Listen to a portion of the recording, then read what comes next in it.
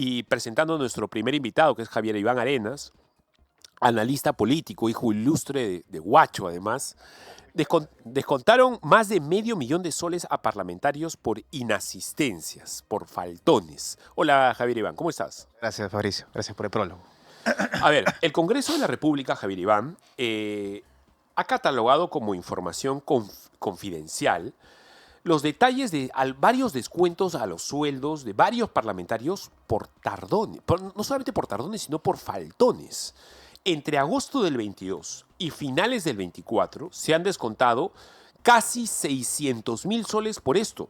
Y bueno, cuando se ha solicitado la información detallada por congresista, uno por uno, para saber quién, en qué fechas, en qué circunstancias, es decir, cuál fue el descargo para poder tener tantas faltas, el Congreso simplemente le ha negado el acceso a la prensa y el argumento ha sido, a ver, que esa información forma parte del derecho de fundamental a la privacidad de los parlamentarios.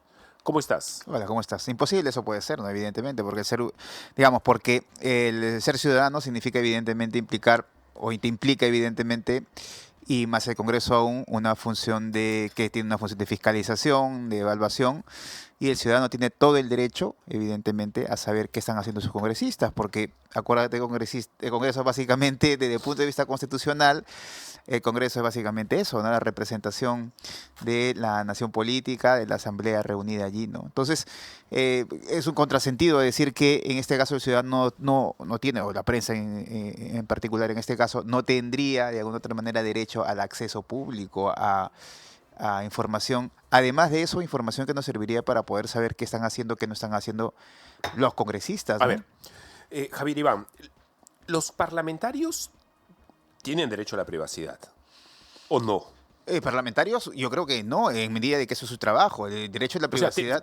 Si un parlamentario tiene una enfermedad crónica, a ver, o Bueno, tiene un tema familiar muy privado, en eso sí, ¿no? pero eso no es un espacio público, Es ¿no? personal. Claro, en su espacio público, evidentemente, tiene que tener, digamos, se maneja, básicamente debe estar bajo la estricta curiosidad del ciudadano. No podría estar, porque es un ciudadano, un funcionario público. Además tiene, no solamente eso, además tiene una representación política, y eso lo hace de alguna otra manera, lo hace con menores posibilidades de tener, por así decirlo, un espacio muy, digamos, menos público, ¿no? Javier Iván, ¿por qué te quiero tocar ese tema y por qué te hemos invitado acá? Porque el Congreso de la República, parece que cada Congreso es peor que el anterior. Esta semana hemos tenido dos denuncias importantes contra el Congreso. No solamente esta, que es la de descuento de más de $500,000, casi $600,000 a congresistas por faltones entre 22 y 24, sino, por ejemplo, la portada del Comercio hoy día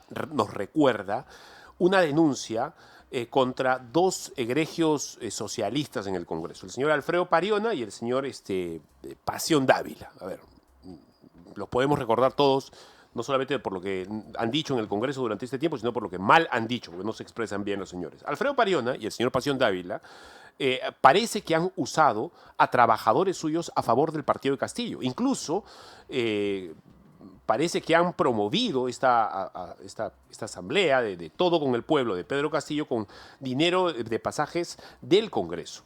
Incluso hoy día Perú 21 indica que la señora Heidi Juárez, que no es, entiendo que no es socialista, es de Podemos, en todo caso de centro, está promoviendo un proyecto de ley para que las medicinas sin receta se vendan en bodegas y en mercados. Dice la señora que es como vender una pasta dental o un plátano de seda. No sé a qué se ha querido referir sobre eso.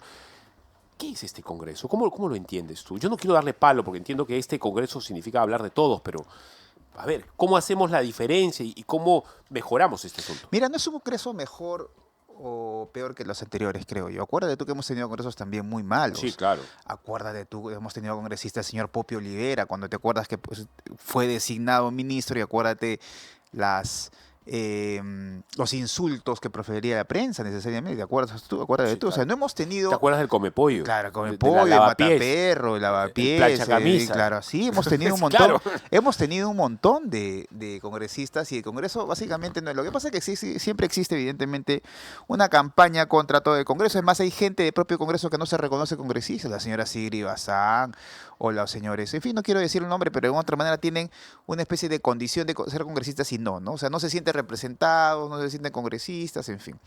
Pero no es menos este Congreso. Decir que todos los congresistas son malos, evidentemente no, no. Ahora, yo sí creo que existe una especie de, en algunas porciones del Congreso existe evidentemente una digamos, una reducción de la calidad de congresista también es cierto, ¿no? Porque cualquiera puede ser congresista en ese sentido, ¿no? Y hemos visto que cualquiera es congresista, cualquiera puede dar la opinión que se le da la gana. Está bien que cualquiera pueda ser congresista. Yo no creo que cualquiera ¿Por pueda qué ser no? congresista, porque yo creo que el Congreso básicamente es una representación de la política, pero una representación de la alta política, es una representación de alguna otra manera, quien debería representarnos debería ser una persona no solamente cualificada en términos profesionales, sino además una persona que de alguna otra manera tenga un trabajo, que tenga una reputación, que tenga, digamos, altas dosis, por lo menos en conocimiento del Estado, por lo menos el conocimiento en el parlamentarismo, que es básicamente una parte de una jurisprudencia, en fin.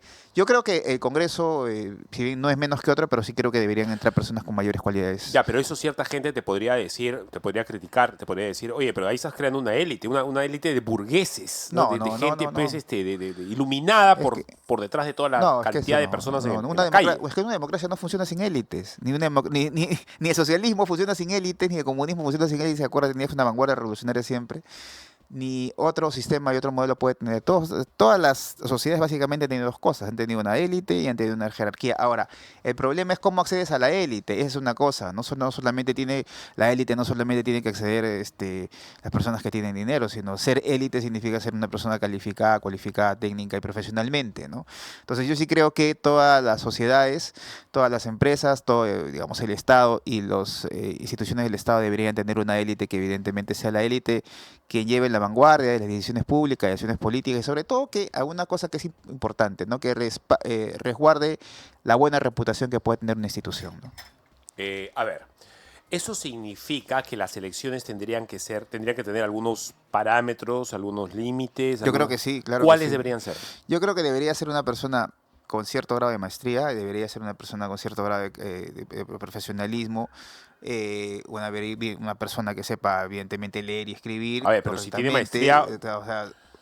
Una María Elena Moyano no podría haber sido presidente. Sí, pero a ver... Perdón, el congresista. Sí, pero María Elena Moyano tenía básicamente conocimientos en gestión del Estado y eso de alguna otra manera podría significar ya, también ¿cuál es el estándar? parte de una característica, ¿no? Yo creo que el filtro no solamente es un tema profesional, evidentemente tenía que tener maestrías o conocimientos, en fin, pero también tenía que tener el conocimiento práctico de función del Estado, ¿no? Y en este caso hay varios, no podríamos dejar, por ejemplo, sindicalistas o no podríamos dejar a gente trabajadora que conoce las funciones del propio lugar, del propio municipio, gente que sabe gestionar, a esos tampoco podemos dejarlos a un lado, ¿no? Eso también sería una parte de una característica de cualificación para que una persona vaya. No solamente en términos profesionales, sino además, como te digo, también el conocimiento del Estado, por más que el conocimiento del Estado muchas veces no tenga que ver necesariamente con trabajar en el Estado, sino como te digo, por ejemplo, Marilena Moyano, un sindicalista que normalmente siempre está de alguna otra manera en dialéctica y en constante discusión con instituciones del Estado, entonces también podría ser parte, ¿no? De una especie de élite política en todos los partidos, no solamente en un partido en especial, ¿no? Ni tampoco ni de izquierda, ni de derecha, ni de centro, ¿no? Los socialistas en la historia, históricamente, siempre se han movido por élites también. Sí, claro que sí. ¿Cómo así? Es que la élite mueve, o sea, la vanguardia revolucionaria, acuérdate tú que la vanguardia revolucionaria es una tesis básicamente de Lenin, ¿no? Pero los rusos sobre todo, pero Marx, Engels, todos han sido siempre una élite de clase media, burguesa, hacia adelante, ¿no? O sea, nunca ha sido una personas que no han tenido educación, al contrario, siempre el comunismo siempre ha sido básicamente una vanguardia de dos tipos de profesionales, de profesores y de periodistas, básicamente, ¿no? Y Marx ocupa básicamente eso, un artistas, ¿no? Sí, también una vanguardia de artistas, pero básicamente lo que han construido teoría siempre han sido básicamente profesores y periodistas. Entonces, el marxismo siempre ha tenido una élite. Acuérdate tú que el propio Mao también decía primero la ideología y después la técnica, es decir, primero la élite, ¿no? Primero la idea. Primero que, claro, y la idea la hace ideología, la élite. exactamente, ¿no? Y después viene la técnica. Entonces, decir que querer una élite es básicamente una exclusión a gente que de alguna otra manera no podría hacerlo es difícil. Además, la gente de élite de alguna otra manera no significa que tenga dinero propiamente dicho, ¿no? Te voy a mostrar un video, seguramente ya lo has visto porque se ha hecho viral, un video de nuestro buen amigo, mutuo amigo además, Sí. el doctor Humberto Abant. Claro que sí. Lo van a terminar de cuadrar, me avisas cuando lo tengan. trata sobre Stalin. Abanto menciona a Stalin y de alguna manera lo compara con Vladimir Serrón. Stalin o Vladimir Serrón, ya, Sí, mucho, es mucho. interesante. Demasiado, Te lo voy a demasiado. mostrar en un momento. Tiene que ver, antes de mostrártelo, tiene que ver con esta situación que está pasando en Fiscalía. ¿Ok? Cómo se está, para algunos, usando Fiscalía para perseguir a enemigos políticos. Vale, vale. No necesariamente, no sé si lo tenemos, en cuanto lo tengas yo lo voy a poner, pero antes de entrar al video, ¿tú crees que Fiscalía está siendo usada políticamente? Hace mucho tiempo, sí. ¿Tú crees que, ahora te Sí, pregunto, claro que ¿tú sí. crees que Fiscalía podría ser investigada como, no vamos a afirmar que lo sea, pero por lo menos hacernos la pregunta, como una organización criminal? Así es, completamente, yo estoy de acuerdo con ¿Por qué? eso.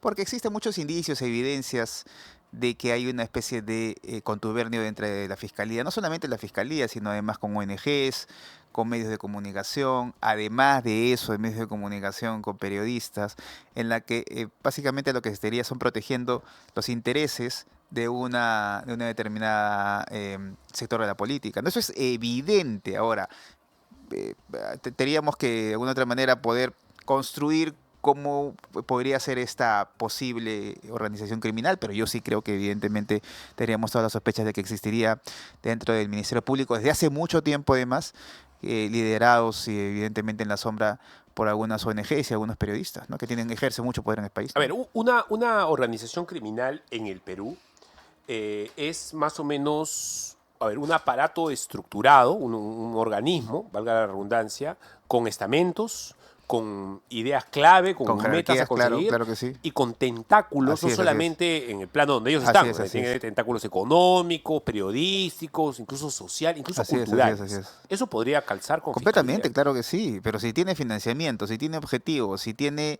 a los operadores políticos, si tiene a los operadores mediáticos, si tiene a los operadores evidentemente de la justicia, y lo peor aún es que tienes, además de eso, lo que tienes son pruebas, es decir, pruebas que son fehacientes en la que te indican que el Ministerio Público lo que ha hecho ha sido persecución política, lo Ujú. que ha hecho básicamente ha sido judicialización de la política.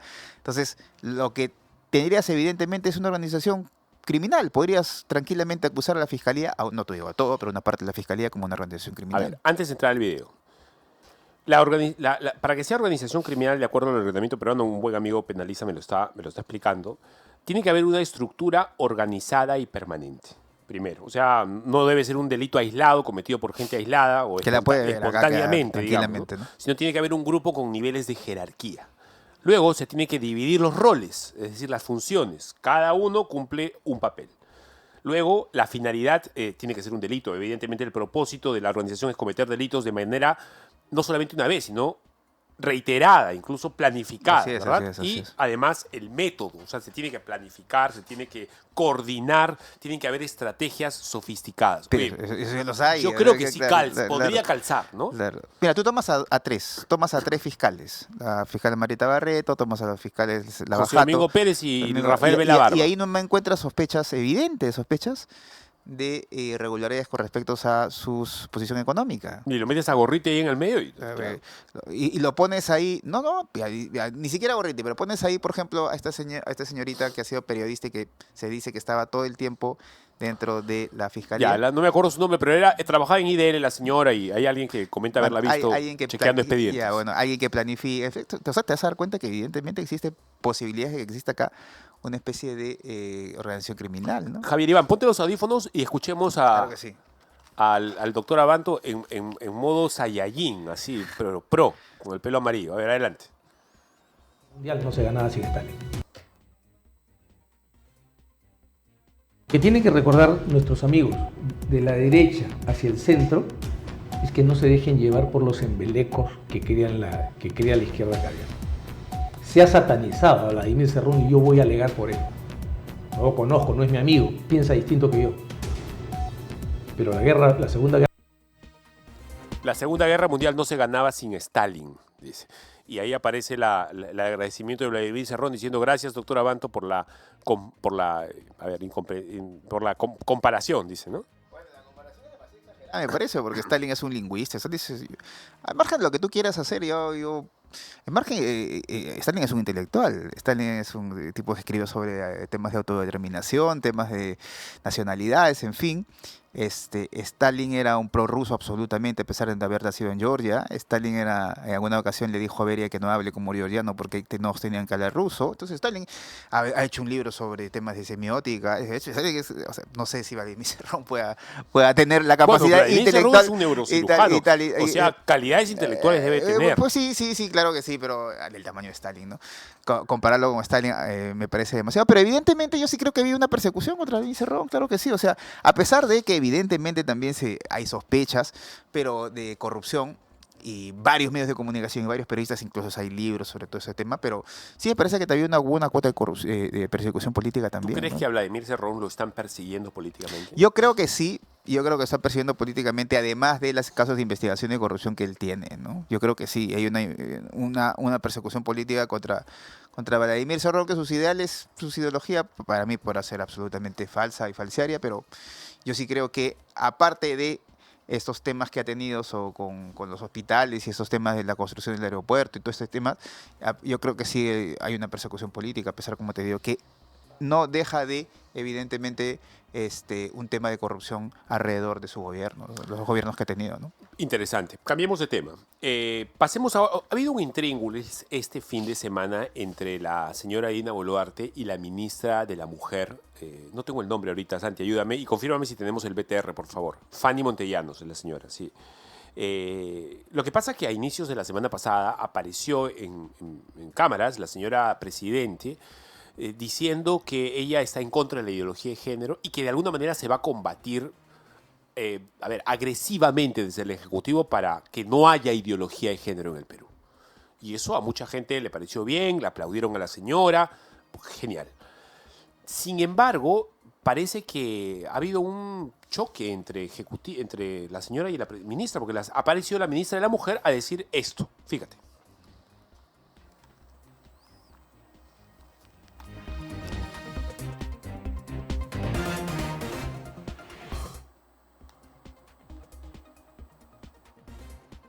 Ok, hay un problema con el...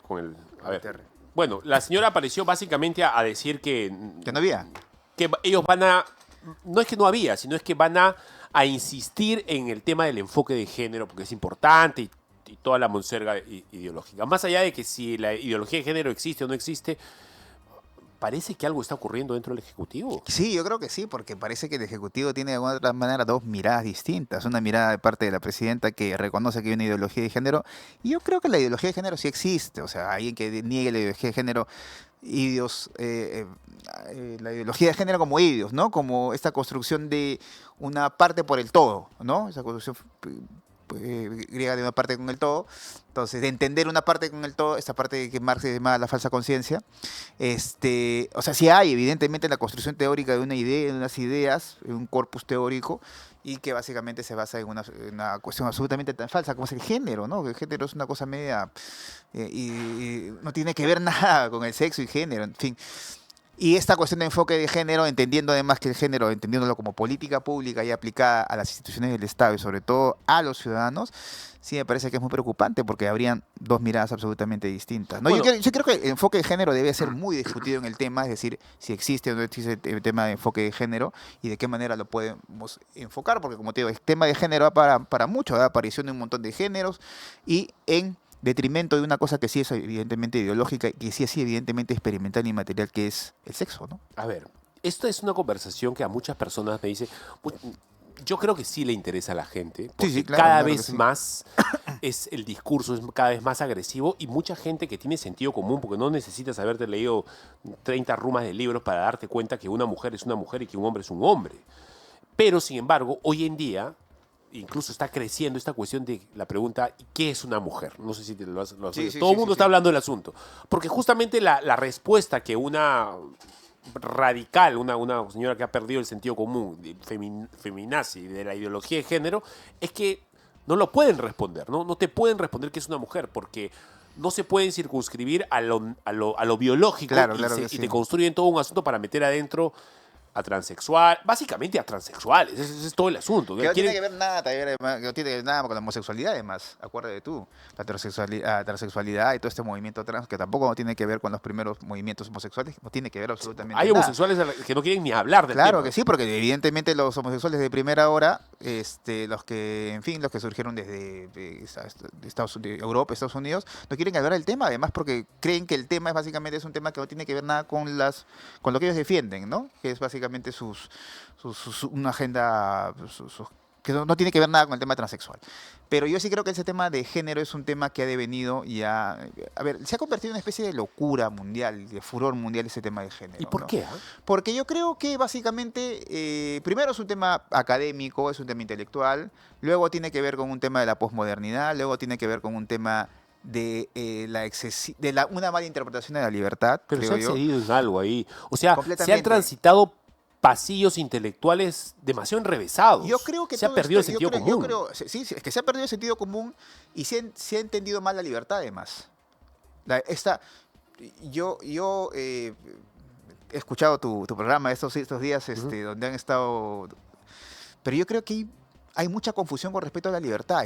Para mí, el wokismo y todas estas cosas que tienen que ver mucho con Milei, a pesar de que Milei se diga que no es woke, pero esta libertad extrema, esta Sí. libertad de considerar la autodeterminación, la autopercepción, esta libertad hegeliana, básicamente el auto, sino la codeterminación y no la heterodeterminación, este ser humano, este individuo políticamente soberano que se independiza de toda una sociedad y no tiene de alguna otra manera que es el auto, sino tiene otra relación más allá con la sociedad.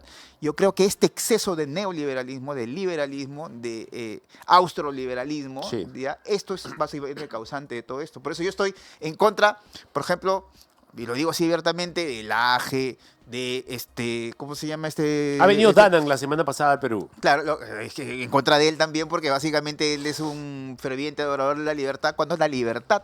La libertad nos ha traído esto. ¿Te el parece si wokismo. lo escuchamos a Danan Sí, y sí, luego sí. te hago la siguiente pregunta? Si la libertad es importante, pero no es lo más importante a la hora de hablar de sentido común, ¿cuál es a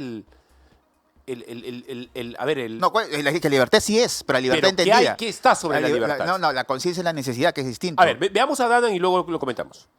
Sí, no, todavía no. Oye, hay un problema, pues creo que la computadora No te preocupes, no le está llegando buena electricidad. No, pero lo que te digo es que hay un problema mal entendido. La escolástica pensaba que la libertad es la decisión del bien y el mal, ¿no? Yo. La conciencia del bien y el mal. Luego de eso hay una libertad del autos, que es la libertad del liberalismo básicamente, una libertad donde tú te autodeterminas frente al otro, donde es tu libertad, no hay más allá que tu libertad. Esto que tiene mucha influencia religiosa también, pero luego hay esta libertad del autos, esta libertad de la autodeterminación, del autoconocimiento, esta libertad es básicamente la que tenemos ahora. Es la libertad que en términos económicos es básicamente el liberalismo y el neoliberalismo. ¿Entiendes? Entonces, esta libertad en la política es el individuo políticamente soberano, en el mercado es básicamente este mercado de oferta de oferta y demanda, de un mercado pletórico donde manda la mano del mercado y el mercado básicamente organiza todo. Entonces, ahí no hay mínimas posibilidades para tú Ya, poder... pero debe haber una categoría entonces identificable que esté sobre la libertad. No, es que la libertad... Que pueda no es- la decidir cuándo es libertad y cuándo no es La libertad no es libertad. absoluta, claro que sí. Y algunos creen que la libertad absoluta, es decir, la libertad del auto absoluto, como ¿Qué decía, es lo que nos ayuda a definir cuándo hay libertinaje en vez de libertad? la libertad positiva. La conciencia es la necesidad, básicamente. Por ejemplo, los cristianos defendemos la idea de que, y por eso yo soy conservador, por eso no soy un liberal, la idea de que por sobre la libertad está el sentido de la verdad. O sea, hay verdades hombre y mujer que no se pueden cambiar. Es que hay un tema No sé si coincidimos. importante. No, es que hay un tema importante, porque tú cuando pones la verdad, lo que estás poniendo es un sistema de valores. Entonces, ¿qué estás poniendo en un sistema? Un sistema positivo, es decir, estás poniendo una estructura. Claro. En tu estructura de coordinación, o sea, tú no puedes Que ponerte... define lo que ¿Qué es me verdad hace o no? libre. Exactamente, ¿me entiendes? O sea, tú no puedes ponerte, o sea, ese sistema de verdad construido es un sistema básicamente que lo construyes dentro de la sociedad, no lo construyes tú solo, ¿me entiendes? El protestantismo se liberó de eso cuando entendió que a través de diferentes formas, de diferentes corrientes dentro del propio reformismo, se dio cuenta que necesitaba instituciones que le digan qué es verdad y qué no es verdad. Entonces se dio cuenta que en la sociedad tú no puedes tener una conversación solitaria con Dios en medida de que, de que esa conversación no sea determinada por algo. Sí. Es también la Iglesia Católica. Entonces, aquí lo que se quiere, cuando Milei dice viva la libertad carajo, y todo es la libertad quiere tener el individuo, como Elon Musk, se vaya a vivir a la Marte o se vaya a vivir a tal y se vaya a vivir ese individuo. O sea, eso no puede ser. Todo lo que estamos viviendo, que un hombre se quiera convertir en un caballo, que un hombre se convierta en una oveja y a partir de hoy día todo el mundo quiera ser reconocido como oveja, o un hombre que se sienta niño vaya al aeropuerto y vaya a utilizar los sanitarios de un hombre, o sea, que se meta. Todo ese tipo de cosas básicamente es por una mala interpretación de la libertad. Creen que la libertad es básicamente eso, la libertad absoluta, y eso no es tan cierto. Entonces, por eso yo no soy liberal y por eso yo no creo en Laje. Por eso ¿No te gusta Dandan tampoco? No, tampoco. A ver, escuchemos qué cosa dice. Ponte los audífonos porque tu amigo Dandan tiene algo que decir. Adelante.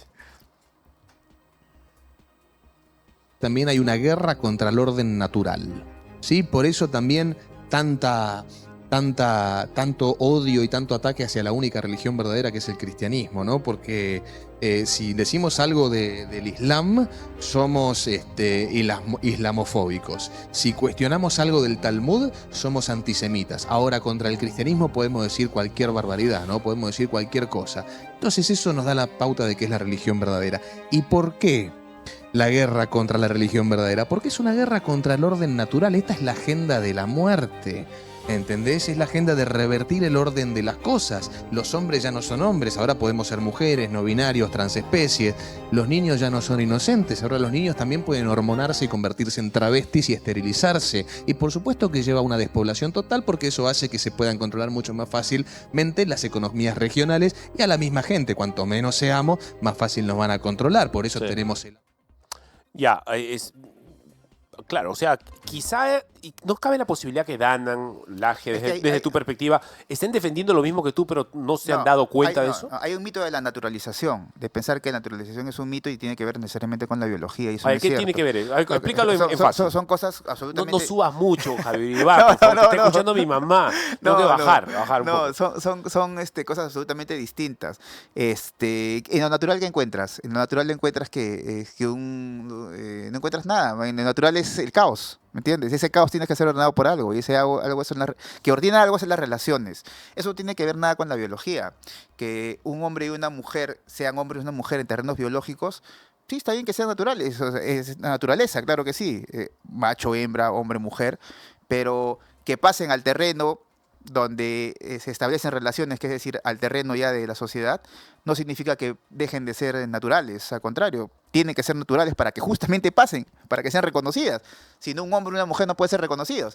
Entonces hay un mito de la naturalización confundido con el biologismo. Entonces no tiene que ver nada una con la otra. Entonces, en lo natural hay caos. En lo natural hay siempre muerte. Cuando uno dice qué bonita es la naturaleza, a ver, fíjate la naturaleza, vete al África. Anda, vete a vivir. Anda, vete a vivir la naturaleza. Entonces hay una naturalización, una especie de mitología sobre la naturalización que no tiene que ver nada con el biologismo, no tiene que ver nada con la libertad. Entonces, lo que están confundiendo, básicamente, el wokismo confunde todo este tipo de cosas, y lo que cuando Laje y Dandan y todos ellos dicen, mira la libertad, entienden que la libertad es lo natural, la libertad natural, y la libertad natural no existe, por así, o sea, no hay, ¿qué libertad puede ser natural? Por eso, mira, para la escritura, la Biblia menciona justamente lo que tú estás diciendo en otros términos. A los cristianos o a los creyentes, a la creación de Dios, el Señor le manda sojuzgar el planeta, o sea, arreglarlo. O sea, a ver, hacer minas, hacer puentes, a arreglar la naturaleza, a ordenarla, a crear orden en medio de ese caos que lo que crea es polis, o sea, que una polis. significa la naturaleza. Lo que crea es la polis, o sea, lo que crea es la polis. La polis es básicamente eso. No política, vivimos como tribus, vivimos en ciudades organizadas. Incluso vivir como tribus te hace también básicamente hacer una polis, claro, evidentemente la polis. Una mini polis, digamos. Sí, pero lo que pasa es que la polis tiene diferentes estadios, ¿no? Pero en medida que existen planes y programas, ya es básicamente una polis política, no sociedad política, ya se convierte en una sociedad, ya deja de ser una sociedad de tribus para ser una sociedad básicamente política. Pero como te digo, aquí lo que hay es un mal entendimiento de la libertad. La gente piensa que la libertad es absoluta. Esto básicamente empieza por el liberalismo, un concepto absolutamente, como te digo, sesgado, por así decirlo, miope de la libertad absoluta, que la libertad tiene que ser absoluta. Esto es básicamente una construcción teórica de la filosofía liberal. Por eso la filosofía liberal no puede combatir con el conservadurismo. Por eso yo me opongo a quienes dicen yo soy conservador liberal. Conservador liberal son cosas absolutamente distintas. No tienen nada que ver. No tiene agua seca. ¿no? Claro, es como una agua seca, ¿me entiendes? O sea, o una ensalada de carne. ¿no? El conservador tiene una idea absolutamente distinta de las instituciones de la vida y la libertad, y el liberal tiene una posición filosófica absolutamente distinta de la vida, de libertad y las tradiciones e instituciones. Entonces no puede haber en ningún momento compatibilidad entre liberalismo y conservadurismo, por más que mis amigos liberales se molesten y a veces me critiquen y digan, no, tú eres socialista, o como así socialista, no puedo ser socialista en la vida, ¿no? A ver, en ese razonamiento, Javier Iván, cambiamos un poco de tema porque quiero preguntarse sobre algo que está ocurriendo hoy en el país. Esta narrativa de cierta izquierda woke, de cierta izquierda caviar, de legitimar invasiones a concesiones mineras legales. Claro. Porque tiene que ver con esto. Completamente, claro, completamente. Tiene que ver con esta idea de cómo lo natural se mueve por sí solo, hay que dejarlo ser, y contra la idea de que el hombre, en su razón, en su inteligencia, debe sojuzgar la naturaleza. ¿Y cómo la sojuzga en el tema minero? Bueno, tiene que ser legalmente, no le puedes dar espacio al venedizo. Sí, hay una confusión, aquí hay una confusión básicamente de la izquierda. La izquierda, de hecho, ha creado una confusión terrible. Este mito de la minería ancestral, me hablas. Hay dos mitos. El mito de la minería ancestral, que es un mito de la minería ancestral, de cuándo es ancestral, si es ancestral antes de la ley del 92, si es ancestral antes de la iniciación de la República, si es ancestral antes de la que llegaba a los incas. Mira, y eso tiene que ver con otro mito, que es un mito de los pueblos originarios, las comunidades originarias. Mira, yo soy de Vegeta, mi familia es de Vegeta, probablemente no lo conoces, al norte de Huacho. Sí, claro, sí conozco. Hay un gran trapecio que se llama trapecio de Caral entre Vegeta, Supe y Caral. Perdón, Supe. ¿puedo hacerte un paréntesis? Sí, dime. Cultura espectacular. Sí, claro que sí. Entonces, esa cultura tiene más o menos, según fichados, tiene más o menos 4.000 años fichados fichados, ¿no? Fichados por Rushadi. Entonces, se supone que mi familia es una familia más originaria que la familia, por ejemplo, ¿de quién? De algún cusqueño. No, a ver, Rostorowski tiene un libro que se llama Señoríos de Lima y Canta, que es espectacular. Entonces, lo que te quiero decir es que vamos a entrar a esta locura de quién es más originario. Toda esta locura de quién es más originario es básicamente una construcción teórica de la antropología que viene de 68, que básicamente trajo un tema que se llamaba el indianismo. Entonces, vamos a entrar a esta locura, y esta locura está emparentada en su lado económico, esta locura antropológica está emparentada en su lado económico con estos que se llaman la minería ancestral. Y la minería ancestral no se sabe cuándo se hace, de repente la minería ancestral lo han hecho los Caral hace 4.500 años atrás, o de repente quién lo ha hecho, o sea, no se sabe exactamente. En términos concretos, ¿qué significa? Que las personas cuyas familias vivieron ahí hace 200, 300 años tienen derecho a hacer minería y no los que legalmente tienen los terrenos. ¿Y cómo se traduce en temas actuales? Es que estos mineros ancestrales tienen que ser reconocidos porque es lo que se llama la ley MAPE, la ley de minería artesanal de pequeña escala, por este Congreso básicamente que está liderado por la Comisión de Energía, por la izquierda, y están diciendo que la minería ancestral debe ser incluida en este tema, reconocida sí, pero no se sabe absolutamente qué término. ¿Y qué es la minería? O sea, no se sabe eso, lo que no se sabe qué es. Ahora, no se sabe qué es en términos prácticos, en términos tecnológicos, porque nada te impide a ti tú ser minero ancestral, pero también tener tecnología. A ver, pero ¿qué define? Hay un tema de minería. Es que no hay definición. Okay, o sea, ahorita en la ley va a venir no hay definición. ¿Quién a rogarse la autoridad de hacer minería? Probablemente el Ministerio de Cultura, ¿me entiendes? O sea, así como el Ministerio de Cultura vino a decirte quién es originario o no, sabiendo que yo, como te digo, mi familia es de Vegeta, frente a la familia de Vido, mi familia es mucho más antigua, ¿ya? Entonces, pero no vamos a entrar a esa locura. Estamos hablando de una actividad que tiene delincuencia dentro. Sí, claro que lo que pasa es que quieren validar, escúchame una cosa, eso es un tema ideológico que está emparentado con la izquierda, pero con mineros ilegales. ¿Qué pasa? Esto surge básicamente en Apurímac. En Apurímac no hay cobre, sino hasta, por lo menos en Chalhuahuacho, en Cotabambas no hay cobre, sino hasta básicamente el año 2009, 2010 que empieza todo ese tema de las bambas. Pero lo que quieren hacer es básicamente, a través de este sintagma de minería ilegal, lo que quieren es posicionarse, o mejor dicho, invadir terrenos que son las bambas, porque a las bambas le ha dado, ¿quién le ha dado los terrenos de concesión? ¿O quién le ha dado las concesiones? Ha sido el Estado. Es un Estado que no reconoce antes a la minería ancestral. Entonces, como yo, minero ancestral, tengo antes acá, tengo más años que tú, 1000 años probablemente, entonces tú no estás reconocido por mí, entonces las invasiones son absolutamente legítimas. ¿Ya? Entonces el Estado a ti te ha dado un Estado pero ese es un republicano. razonamiento absurdo. No, pero es que en ese mismo razonamiento, ¿quiénes serán los descendientes de Taurichujo? Tenemos que darle Palacio de o sea, Gobierno. es que también. por eso te digo, ese razonamiento que se está tratando de inducir dentro de esta nueva ley MAPE. Entonces, todo el mundo, por eso las rondas campesinas se quieren originarias, porque no hay lugar donde hay mayor mestizaje que Cajamarca, pero Cajamarca, los ronderos campesinos, los ronderos claro. también se dicen que son pueblos originarios. No, entonces, son pueblos mestizos. Entonces acá lo que existe es básicamente versiones de la izquierda en distintas actividades antropológicas, económicas, ahora el tema en el derecho de concesiones. Y todo eso nos va a llevar evidentemente a ¿qué? Nos va a llevar a que mañana más tarde alguien en Patas pueda decir, yo también soy pueblo originario, también hago minería ancestral y quiero invadir los terrenos de una empresa minera. No sé si me vas a contradecir con lo que te voy a decir, pero creo que no solamente esto es monopolio de la izquierda, o quizá la señora Marisol Pérez Estello sí sea de izquierda y yo lo estoy entendiendo mal. No. Porque ella ha dicho elegir agua sobre mina. Ponte los audífonos para que lo escuches. Yo sí te voy a decir, no puede haber un proyecto sin licencia social. Atropellando a la comunidad no funciona. ¿Y por qué la comunidad se siente atropellada? Por lo que todos sabemos, ¿no? Si tú descubres que compraron a tus líderes, difícilmente vas a recuperar la confianza, ¿no? Entonces ya la intermediación se acabó en Arequipa. Ahora hay que darle la explicación a la comunidad. ¿Por qué? Porque se portaron mal, las empresas se portaron mal, se desprestigiaron. Entonces, quien ha perdido la credibilidad no es la minería, es la empresa que quiere hacer minería. Ahora, si tú no puedes acreditar técnicamente que no se va a perjudicar el agua y que por lo tanto no se va a perjudicar el agro, y tienes que hacer una elección entre agua o mina, siempre debes elegir agua. Siempre.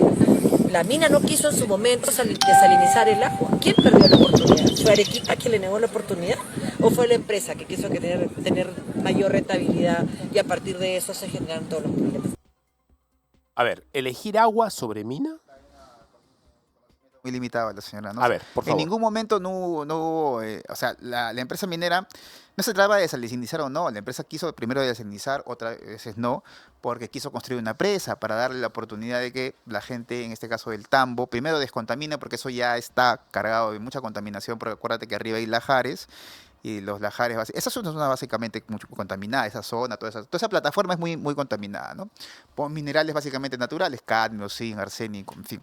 Entonces lo que quería hacer la empresa, en última instancia, dentro de su nuevo estudio de impacto ambiental con respecto al tema de la sostenibilidad del agua, es construir una presa y utilizar esa agua también que vaya para Moquegua, para Puno y Arequipa, pero también se opusieron. Ahora nuevamente viene un tema de la salinización, o sea que el problema de agua sí, mina no, es un problema básicamente ideológico. Lo segundo es el tema de la licencia social. No existe en la legislación peruana temas de licencia social, no existe ni puede existir. ¿Cómo que no existe? No existe. La licencia social, o sea, ¿Qué es una licencia social? No se sabe exactamente. O ¿cómo lo entiende la gente minería? El permiso, ¿me entiendes? O sea, lo que dice es la consulta previa, y la consulta previa se hace no a todos, sino solamente se hacen a las comunidades realmente originarias. A mí, dicho sea, a mi viejo nunca le han hecho, a mi abuelo nunca le han hecho consulta previa, dicho sea de paso. Entonces, lo que te quiero decir es que este término de licencia social, entendido como permiso, tampoco existe, porque el término de consulta previa no es un término que te permite a ti o no hacer el proyecto. El término de consulta previa es mejorar el proyecto en cuanto si te beneficia o te perjudica, entiendes tú, o si hay impactos positivos o negativos. No es un permiso, ella lo está tomando como si fuese un permiso, y está además colocando temas en la agenda política que no tiene que ver nada. Tema agua sí, mina no, elegir siempre el agua, pero siempre la minería ha elegido siempre el agua, porque no puede vivir sin agua. Y lo segundo es el tema de licencia social. No existe ese término, o sea, no sé de dónde lo han sacado. Es un término básicamente que nuevamente viene de la izquierda. Bueno, probablemente la señora sea de liberal. No sé, o sea, licencia social para hacer minería quiere decir que tú tienes el derecho a hacer minería. ¿Por qué? Porque licencia social lo ven como un permiso de la ciudadanía o de la cierta parte de la población, lo ven como un permiso. Si tú tienes licencia social no haces permiso. Ya, pero y eso es como decirte yo, o sea, la sociedad, ¿quién es la sociedad? O sea, ¿quién claro, por eso te digo, ¿quiénes son los vasos de leche? ¿Quiénes van a decir la sociedad? O sea, tú cuando el serenazgo te da social, permiso. Ahora, ¿qué licencia? O sea, es como te digo, son términos. La legislación peruana, sobre todo en temas ambientales y en temas de pueblos indígenas y todo esto, tiene muchísimos términos que en realidad, en vez de darte luces te confunden, te oscurecen el debate. Y ese tema de licencia social es un tema que si bien no está en la legislación, pero en términos prácticos siempre se pone en el discurso, sobre todo el discurso de los políticos hoy en ¿Sabes día, qué ¿no? cosa es lo que pasa, Javier Iván? Que nos hemos dejado vencer por cierto discurso buenista, Sí, sí, claro, políticamente completamente. correcto, de no, bueno, esa especie de, ¿sabes qué? Cargo de culpa, que es una tontería, porque la verdad no tenemos por qué tener un cargo de culpa de lo que el virreinato le hizo a los... No, eso o sea, es otro tema. ese es un tema Estoy que leyendo un tiene libro, que ver estoy con leyendo un esto, libro ¿ah? extraordinario. Aparte del libro estoy leyendo otro libro muy bonito que se llama la construcción de las leyes de Indias. Las leyes de Indias. Wow. O sea, tú no puedes Se ve bien entender, eso. no puedes, eso es extraordinario. No puedes entender el proceso digamos, de imperio. No puedes entender el proceso de construcción del imperio, de idea imperial de España, España, imperio católico. No puedes entender sin las leyes, no puedes entenderlo, y no puedes entender sin los debates que se dieron entre las casas contra Sepúlveda, el canon vitoriano, no puedes entender sin el tomismo, no puedes entender sin el agustinismo político, cosas... Sin no, el contexto de su tiempo. pero además leyes, ¿me entiendes? No puedes entender eso. Carlos V fue el único rey que dijo, miren, ¿saben qué? No vamos a continuar los procesos de extensión imperial porque tenemos que ver si tenemos legítimo derecho a conquistar o no. Eso se dio en Ibero, no se ha dado en otro imperio, básicamente ¿no? Interesante eso, Y ¿no? sumamente interesante, es extraordinario. En otro momento Honesto, podemos por conversarlo. decirlo menos, ¿ah? Claro. Ahora, evidentemente, esto significa que había Y eso que Carlos V era un contrarreformado, ¿eh? O sea, claro, Carlos pero V honesto primero para hacerse esa pregunta. Claro, completamente. Además es mi emperador, ¿no? Yo estoy leyendo un libro, ya para eso ir despidiendo, estoy leyendo un libro espectacular. ¿Cuál libro? De este cronista en el Huáscar. Estas El cronista, claro. ¿Cómo se llama? Reyes. Eso es que era Huachano. Claro, era Guachano. Guachano. Sí. No, Oye, fue, qué es que espectacular. no estuvo en la batalla de... No, lo estuvo en la dejaron batalla de abajo Iquique, porque sí. se quedó tarde, porque empezó a entregar crónicas. Pero no estuvo en la batalla de... pero estuvo en Iquique. Estuvo en Iquique, claro que Vio sí. a la Covadonga. Claro que sí. Ese fue el momento en el que perdimos Claro la que sí. guerra. No, yo creo que el momento... El momento en el que la independencia se rompe con esas peñas. Guise, yo creo que el directo responsable de haber perdido la guerra marítima, que perdimos la guerra en el mar y perdimos todo. Sí, claro. Creo yo fue Guise, con la mala decisión que tuvo. Tenía el barco más espectacular. En fin, la guerra... Estoy leyendo... Ya, pero esa guerra... Eso es otra entrevista. Y lo voy a traer al Capitán Perú para conversar los tres. Está bien, Porque está bien. esa guerra la perdemos, mi humilde y también tonta opinión, porque no soy un experto, es cuando la independencia encalla en esas peñas. Sí, claro. Guise. Es- Claro. no, More, Ah, pues. Perdón, More. Eso fue... Y se quiso eso- suicidar. Eso fue, ¿ah? claro. Eso, Lo tuvieron que pero además More cuidar, porque pero se además- quería no, suicidar. el hombre. pero además More muere en la batalla de Arica. Y muere en Arica, o sea, sí. para reivindicar un poco. Pero yo creo que allí perdimos la guerra, exactamente. Ese episodio nos hizo claro. perder la guerra, Sí, cuando sí. la independencia encalla. ¿Te parece si la próxima semana... Claro. Quedamos, ¿ah? Le voy a pedir a Santi que te invite Por favor. y lo traemos al Capitán Perú, Santiago. Y hablemos en qué momento perdimos la guerra con Chile. Claro. Oye, es sorprendente cómo No, ahí perdimos más esa de batalla. 150 años seguimos claro. hablando del mismo tema. ¿Tanto nos ha dolido? Sí, ha dolido bastante. ¿Tanto? ¿no? Sí, porque ¿Tanto además hubo dolió? de Perú un ánimo de ganar la guerra. Claro. Oye, la gente quería ya, lo que pues, cuenta vamos a el ganar la cronista es guerra. que la gente en las ciudades Claro. estaba con un ánimo enfebrecido a Claro, favor de que ganamos la guerra contra un país pequeño. Sí. O sea, había los medios de comunicación de aquellos momentos celebraban... Sí, la gente quería la guerra claro, la gente quería y la la gente guerra. pensaba que íbamos a ganar la guerra. Completamente, claro, Eso es verdad. completamente. Hasta que nos dimos cuenta, evidentemente, que había un Perú en dos. Eso lo pone... Reni, que en un libro muy bonito que se llama, no me acuerdo cómo se llama el libro, pero habla justamente cuando González Prada, ¿no? Ve con su especie con las baterías de San Juan caen y se da cuenta y dice ahí que en el Perú hay dos países, ¿no? Dos países. Y es verdad. Sí, Javier sí, Iván. claro, ¿no? Y permíteme, se pero nos acaba la entrevista. Esos dos Perú, ¿sabes? Me parece que tienen delimitación Sí, material. sí, Que ya lo hablamos la vez pasada. Sí, Es la claro, delimitación de claro, Santa Cruz entre claro. el norte peruano y el sur peruano. También puede ser, pero también habían otras cosas ahora, ¿no? Chile ya tenía... No sé, hay varias cosas para ir. La próxima semana lo hablamos. La ¿En qué momento injerencia perdimos la guerra con Chile? Es británica, un buen ¿no? tema En fin, que ¿no? quiero hablar contigo y con el capitán. No, muchas gracias. Mi hermano, muchas gracias. No, al contrario, Termina el libro gracias. que te he dado. Ya le voy a terminar. Yo sé que tienes Pero varias cosas que hacer. ya sabes que mi posición sigue siendo atea, Bueno, esencial, no existencial. ¿no? Bueno, a ver, vas a tener que tener una experiencia, como dicen mis hermanos del movimiento. El señor rompe con eso, ¿ah? Ah, Te, bueno, te bueno, manda un bueno. rayo que te parte en dos. Es que yo soy esencial, o sea, yo... ¿Tú sabes qué cosa era yo antes de ser que no cristiano? puede ver, no, que no puede Yo era ver. un pervertido que no quería saber en nada. Bueno. Esa era mi realidad. Me partió en dos el Señor cuando tuve esa Es que experiencia que me más cambió. allá de... no, teníamos que discutir sobre eso. Pero para mí, o sea, no existe, mi ateísmo no es existencial, ojo. No es que crea yo en alguien que El esté- Señor es... sino es un ateísmo esencial es imposible te la voy a idea decir, de Dios. te voy a imposible. decir algo. Mi Señor es experto en derribar ese tipo de contrincantes. Bueno, Pero esa es su especialidad. Bueno. Bien, vamos a una pequeña pausa. Gracias, Javier Iván. No, gracias Siempre a eres ti, muy gracias a bienvenido. ti.